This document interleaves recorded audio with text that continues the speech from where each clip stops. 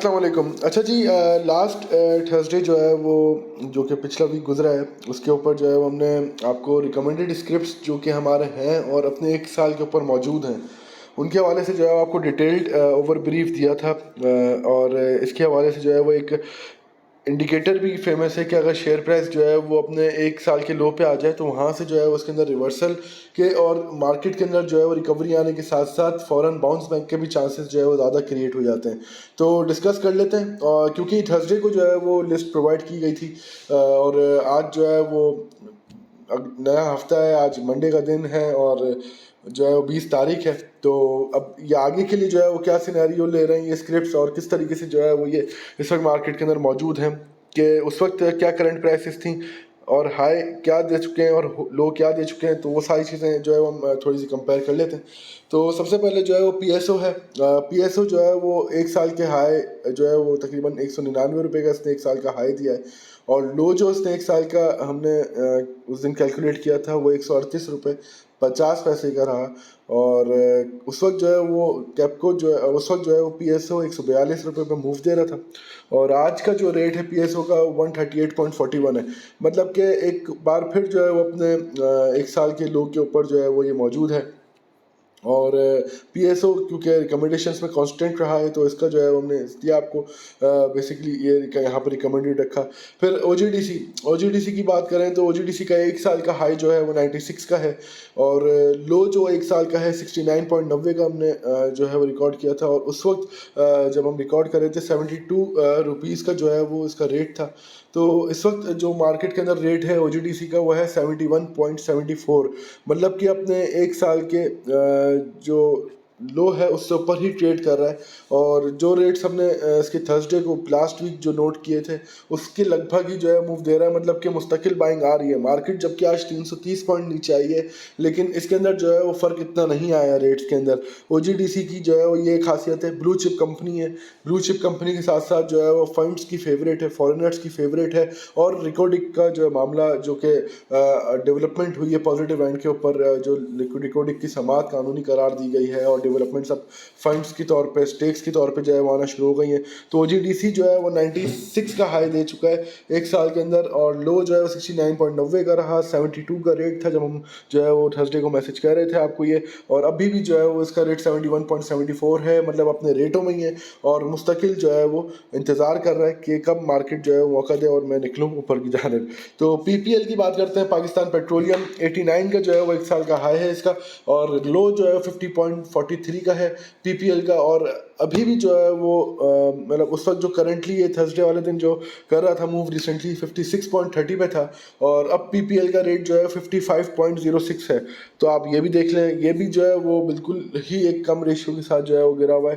जबकि मार्केट के अंदर इतना पैनिक इतना प्रेशर रहा, इन्वेस्टर्स तो जो है वो यही पसंद करते हैं, तो इसके अंदर ही पैनिक सेलिंग क्यों नहीं कर रहा है? क्योंकि ये इनको जो है बाइंग सपोर्ट कर रही है, इनके अंदर बैक एंड पे बाइंग आ रही है मार्केट के अंदर।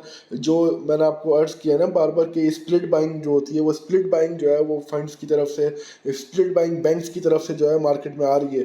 इंटरेस्ट रेट्स वैसे इंक्रीज हो चुके हैं तो ये चीज़ तो बैंक्स के लिए बहुत फेवरेट है कि इस वक्त जो है उनके पास पैसा हो तो वो तो पता नहीं क्या क्या मार्केट के अंदर जो है वो अंडर हैंड करते चले हैं। इस तरह उनका स्टाइल ही है ये बैंक्स के खरीदने का और 2 दिन से बैंक्स की बाइंग जो है वो आपको कैलकुलेट करवा रहे हैं हम अल्हम्दुलिल्लाह। फिर अगर बात की जाए तो नेशनल रिफाइनरी है, 308 रुपये 95 पैसे का इसका हाई है एक साल का और लो जो है वो 185 रुपये 30 पैसे का है। करंटली थर्सडे वाले दिन जो है वो 192 रुपये 70 पैसे का रेट और आज जो है वो एनआरएल 191 रुपये 74 पैसे, ये भी नहीं गिरा। हैवी वेटेड स्क्रिप्ट है इंडेक्स का, ये भी नहीं गिरा। मार्केट में गिर क्या आ रहा है? तो मार्केट के अंदर गिर वो रहा है जो कि आपको बताया गया था आज दोपहर में कि रफान मिल्स, प्रीमियम टेक्सटाइल और इसके अलावा जो है बनेरो टेक्सटाइल मिल्स, बाटा का शेयर गिरा और कोलगेट का शेयर गिरा। एमटीएल मिल्लत ट्रैक्टर्स जो है वो 24 रुपये डाउन था। तो सारे बड़े स्क्रिप्ट्स जो कि एक्स्ट्रोवर्ट हैं उनको जो है वो इस वक्त मार्केट में सेलिंग का जो है वो इंप्रेशन दिया गया और मार्केट के अंदर नेगेटिविटी आई। फिर डीजी खान सीमेंट की बात करें तो डीजी खान सीमेंट इस वक्त 48 के लो के साथ साल के और हाई जो है उसने 85 रुपये 49 पैसे का दिया। करेंटली जो इस वक्त मूव कर रहा था ये 49.31 का और आज का रेट जो है वो डीजी खान सीमेंट मार्केट के अंदर है 15 पैसे प्लस की क्लोजिंग दी है 49.93 पे।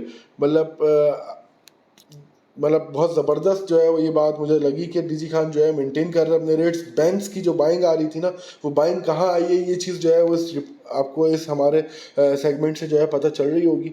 और साथ ही साथ जो है पायनियर सीमेंट की बात करें तो 93.40 का जो है वो हाई है, एक साल का लो जो है 52.40 का है।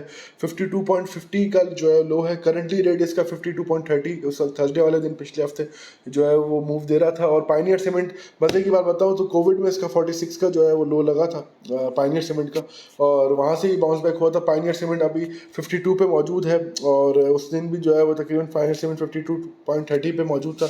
तो इतना जो है वो इसके अंदर डाउनफॉल नहीं आया है, और मतलब मजबूत है। ये चीज़ इंडिकेट कर रही है कि मार्केट गिर रही है लेकिन आइटम जो है वो नहीं टूट रहा है।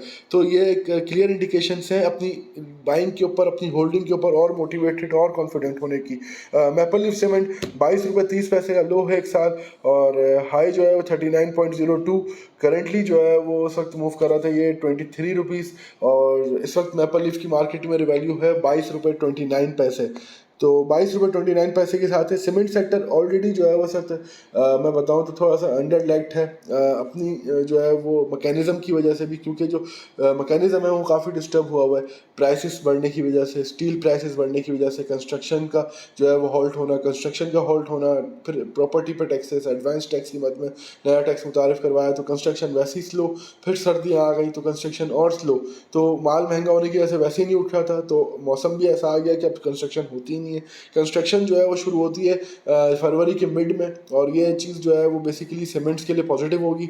सब फरवरी में जाके एक अच्छी रैली जो है वो सीमेंट की आप एक्सपेक्ट कर सकते हैं। अच्छा अप्रिसिएशन जो है वो सीमेंट का सेक्टर का देख सकते हैं। मैपल लीफ है, डीजी खान है, पायनियर है, क्योंकि फिर इनकी बाइंग होना शुरू हो जाती है। कंस्ट्रक्शन तो करनी है, जो प्रोजेक्ट्स लॉन्च हैं जिनके फंड्स अप्रूव्ड हैं उनकी तो कंस्ट्रक्शन होनी है। तो इस वक्त सर्दियों की वजह से जो है वो कंस्ट्रक्शन हॉल्ट पे चले जाती है, क्योंकि कंस्ट्रक्शन टाइम लिमिटेड होने की वजह से एक प्रोग्रेसिव काम नहीं हो पाता और दिन ज़्यादा कंज्यूम कर लेता है। तो फिर इस वक्त होल्ड कर दिया जाता है।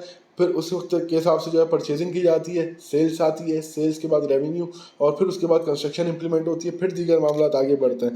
तो GHNI जो है वो इस वक्त अगर देखा जाए तो 197 का 197 रुपये 40 पैसे का इसने हाई साल का हाई दिया है, और 117 रुपये का लो दिया है।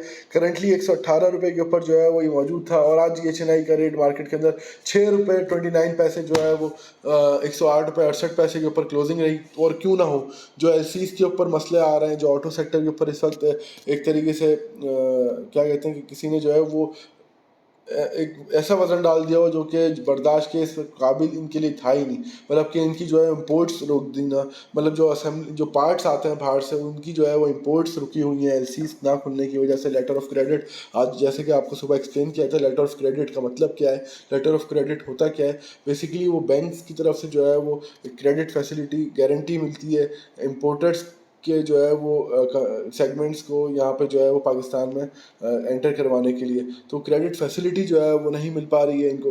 तो GHNI हो या टोयोटा का शट डाउन हुआ, तो ये भी जो है वो वक्त के साथ साथ इनके ज़ख्म भरेंगे। लेकिन फ़िलहाल फॉर द टाइमिंग जो पॉलिटिकल स्टेबिलिटी आती है, फिर उसके बाद इकोनॉमिकल स्टेबिलिटी आती है, और फिर मामला थोड़े से जो है वो दुरुस्त होते हैं, तो LCs भी इनकी जो है वो खुल जाएंगी। जाहिर सी बात है, एक कंपनीज हैं जो कि इस वक्त गिनी चुनी पाकिस्तान में जो है वो इस वक्त टॉप लाइन में है। तो सारी अपनी ऑटो कंपनीज जो है टॉप लाइन में ही आती हैं। ज़्यादा तो है नहीं जो है, कुछ हो हमारे पास कुछ ही है। PSMC है, एचकार है, GHNL GHNI है, साजगार है इंजीनियरिंग। तो ये हमारे पास गिनी चुनी कंपनीज हैं। फिर GHNL की बात करें 85.40 GHNI का जो है वो बेसिकली करंटली 118 का रेट था थर्सडे वाले दिन, और GHNI का अब जो रेट है वो 108 रुपये का है, तकरीबन 10 रुपये नीचे आ चुका है। तो इस वक्त GHNI को जो है थोड़ा सा इग्नोर करना भी बेहतर रहेगा। इसके मज़ीद डिस्काउंट होने का वेट कर सकते हैं यहाँ पे। GHNL के अंदर जो है वो और मज़ीद जैसे कि मैंने कहा कि डिस्काउंट का वेट कर सकते हैं, ऑटो सेक्टर है। लेकिन इसका हाई जो एक साल का है 85.40 है, बिलो जो है 44.97 का है जो लो है इसका। और करंटली जो है वो सब मूव कर रहा था 44 रुपये 97 पैसे का जो है वो रेट था, और आज जो है वो 40 रुपये 20 पैसे का जो है वो रेट आ चुका है इसका। तो जिस तरह मैंने बताया कि हर्ट हो रहा है ऑटो सेक्टर, तो वाकई में रेटों से पता चल रहा है हर्ट हो रहा है। देखिए, जो चीज़ मार्केट के अंदर हर्ट नहीं हो रही है इन लेवल्स पे आने के बाद, तो वो भी आपको डिफरेंस पता चल रहा है, और जो चीज़ हर्ट हो रही है जिसमें मज़ीद वेट किया जा सकता है डिस्काउंट्स के लिए, तो आप उनमें भी फ़र्क देख रहे हैं। तो ये इस फ़र्क को समझना है बेसिकली। हपको की बात करें तो हपको जो है वो साल के 82.75 के हाई को टच कर चुका है, और लो जो है वो उसने 61 का दिया एक साल का, और उस वक्त थर्सडे को ही मूव कर रहा था लास्ट वीक 63.40 के ऊपर, और आज हपको का रेट है मार्केट के अंदर 60.80। तो ये भी एक जो है वो मार्केट के अंदर बेसिकली पावर जनरेशन सेक्टर से ही ताल्लुक़ रखता है। तो आईपीपीज के जो है वो इश्यूज चल ही रहे हैं, लेकिन रिन्यूएबल्स के ऊपर बात चल रही है, एनर्जी सेक्टर्स के ऊपर रिफॉर्म्स की बात चल रही है। तो कुछ भी जो है कहा जा सकता है, क्योंकि इम्पोर्ट के ऊपर मामला हैं, तो कोयले की इम्पोर्ट बड़ी हर्ट हो रही है इस वक्त। तो कहने का मकसद ये है कि ऑयल का जो है मामला थोड़े से वॉलेटाइल हैं। हपको कैपको इस वजह से लैग कर रहे हैं, लेकिन कैपको क्योंकि यूज़र फ्रेंडली है, कैपको बायर फ्रेंडली है, कैपको इन्वेस्टर फ्रेंडली है, कैपको जो है वो प्राइस के हिसाब से बहुत ज़बरदस्त है और पे आउट्स के हिसाब से भी बहुत ज़बरदस्त है। तो कैपको के अंदर बाइंग आने का मतलब ये नहीं है कि हपको भी चलेगा। कैपको जो है वो डेफिनेटली बाइंग में रहेगा। जिस तरह ये 28 रुपये 20-30 पैसे उठा था फ्राइडे वाले दिन, तो वापस से इसके अंदर इस तरह की मूव एक आ सकती है।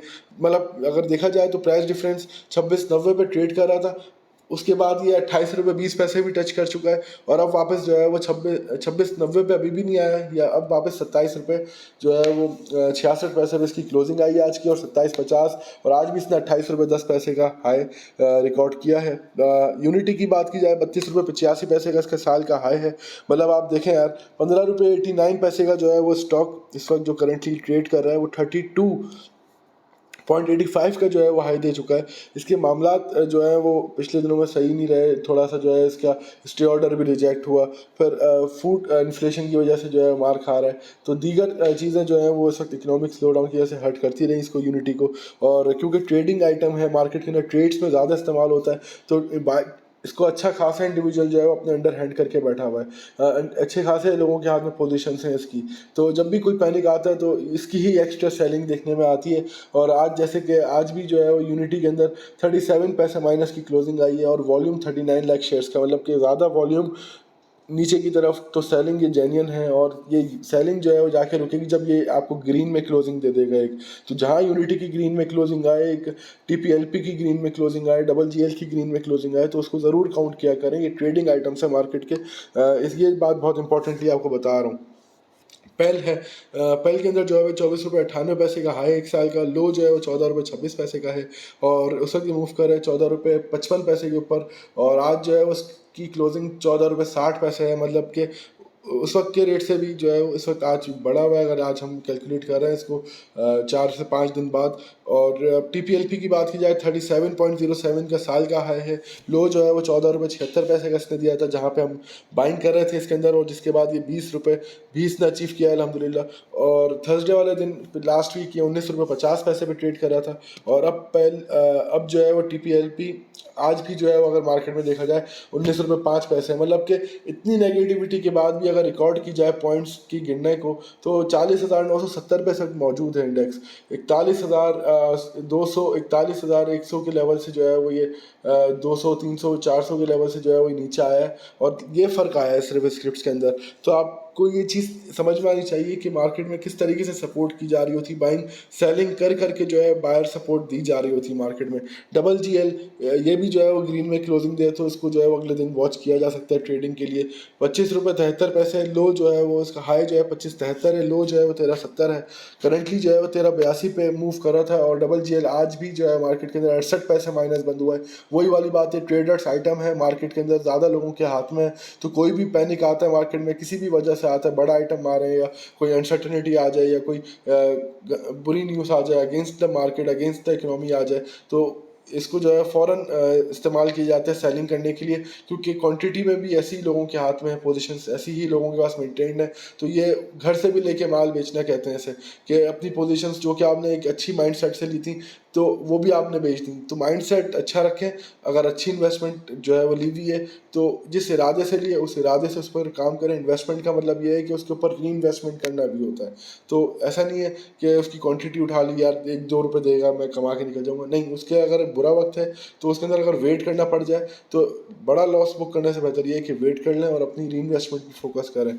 NCPL फिर एक ज़बरदस्त जो है वो पे आउट वाला आइटम है Nishad Chunian power limited, power generation sector. High जो है वो 27 रुपये 24 पैसे का है और वहाँ से इसने जो है वो अनाउंस किया था 10 रुपये डिविडेंड। लो जो है वो उसने दिया 1 साल का 12 रुपये 26 पैसे और इस वक्त जो मूव कर रहा है 14 के ब्रैकेट में है और अभी भी इसी लेवल्स पर मूव करता है। MEBL Meezan bank limited one of the finest and favourite shares हमारी तरफ से।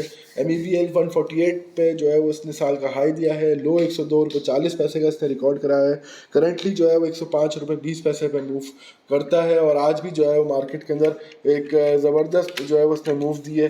और बैंकिंग सेक्टर जिस तरह मैंने आपको बताया था दिन में कि स्ट्रॉन्ग है, तो MEBL 1 रुपये 38 पैसे प्लस बंद हुआ है और 106 रुपये 22 पैसे का रेट है, मतलब कि अपने उस दिन के लेवल से थर्सडे वाले दिन लास्ट वीक के लेवल से अप्रिशिएट कर रहा है, 105 रुपये 20 पैसे पे आ गया है।